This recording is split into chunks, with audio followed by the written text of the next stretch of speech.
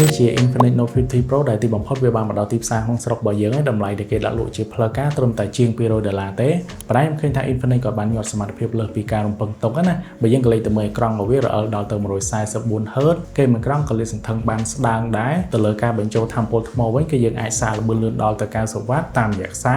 ឬក៏យើងអាចសារឥតខ្សែដល់ទៅ 30W ហើយទូរស័ព្ទនេះក៏រត់ដោយបន្ទះ chip Helio G100 Ultimate ដែលខ្ញុំបានតេស្តទៅលើ game Mobile Legends ណាដោយសារតែ Infinix ក៏បានសហការជាមួយនឹង Mobile Legends ហើយខ្ញុំឃើញថាវាដំណើរការល្អរលូនរអិលមែនទែនខាងឆ្វេងដៃរបស់ខ្ញុំជា Infinix Note 50ហើយខាងស្ដាំដៃរបស់ខ្ញុំជា Infinix Note 50 Pro ដែលសារតែទូរស័ព្ទទាំងពីរម៉ូដែលនេះវាមានរូបរាងនិងសមត្ថភាពហាក់បែបគ្នាអញ្ចឹងខ្ញុំសូមបង្ហាញតែ Note 50 Pro តែម្ដងចាប់កាន់ភ្លាមកាមេរ៉ារបស់វាក៏ស្ដើងដែរពិសេសសំពត់ជុំវិញនេះផលិតពីលោហៈរឹងមាំទំនង Module កាមេរ៉ាក៏ប្លែកមិនជាន់ជាមួយគេទេអាចនិយាយមកថាវាជាអត្តសញ្ញាណរបស់ Infinix ណាផ្ទៃខាងក្រោយនេះមានសភាពភ្លឺផ្លេកបង្ហាញពីភាពស្រស់ស្អាតទៀតផងយើងក៏មានជម្រើសដល់ទៅ4ពណ៌ទៅលើ model Infinix Note 50 Pro ណាដូចក្នុងដៃរបស់ខ្ញុំស្រាប់ហ្នឹងពណ៌ស្វាយឬក៏គេហៅថា Enchanted Purple ប៉ុន្តែគេមានពណ៌ដទៃទៀតដូចជា Titanium Grey Shadow Black និង Racing Edition សម្រាប់ Infinix Note 50 ធម្មតាវិញវាមានជម្រើស4ពណ៌ដូចគ្នាដូចជា Titanium Grey Shadow Black Ruby Red ហើយនិង Mountain Shade Note 50 Pro នេះមានទំហំផ្ទុកដល់ទៅ 256GB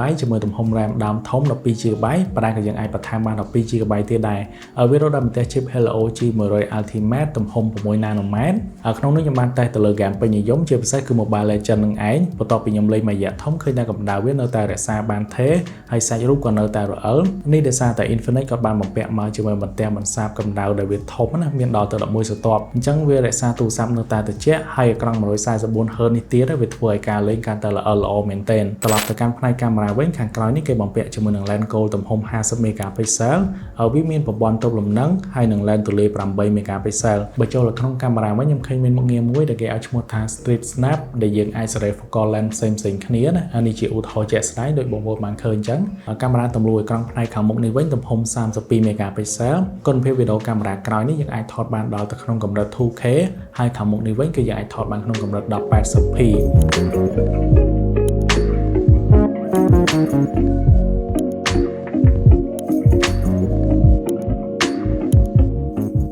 អ្វីដែលកាន់តែពិសេសនៅលើទូរស័ព្ទ Infinix ម្ដងនេះគឺខ្ញុំឃើញថាវាមាន sensor មួយដែលយើងអាចពិនិត្យចង្វាក់បេះដូងរបស់យើងហើយនឹង oxygen ក្នុងឈាមរបស់យើងបានទៀតដើម្បីវាស់គឺងាយមែនទែនអត់ពិបាកទេបងប្អូនក៏ចូលកាន់កម្មវិធី My Health ទៅហើយយើងរើស heart rate ឬក៏ blood oxygen យើងចុច measure with phone រួចគ្រាន់តែដាក់ម្រាមដៃនៅលើ sensor ផ្នែកខាងក្រោយនៃទូរស័ព្ទនឹងជាការស្រេចក្រៅពីនេះភ្លើងផ្នែកខាងក្រោយនេះក៏វាមានតួនាទីដទៃទៀតដែរដូចជាវានឹងភ្លឺភ្លើងនៅពេលគេផ្ញើសារចូលមកកាន់ទូរស័ព្ទរបស់យើងនៅពេលយើងសាកទូរស័ព្ទហើយកាន់តែពិសេសនៅពេលយើងថតវីដេអូភ្លើងពីក្រោយហ្នឹងក៏យើងអាចបើកឲ្យវាភ្លឺបានដែរមែនទែនបើមើលទៅលើបន្ទះបង្ហាញ AMOLED ផ្នែកខាងមុខនេះវិញទំហំវាធំដល់ទៅ 6.78 អ៊ីន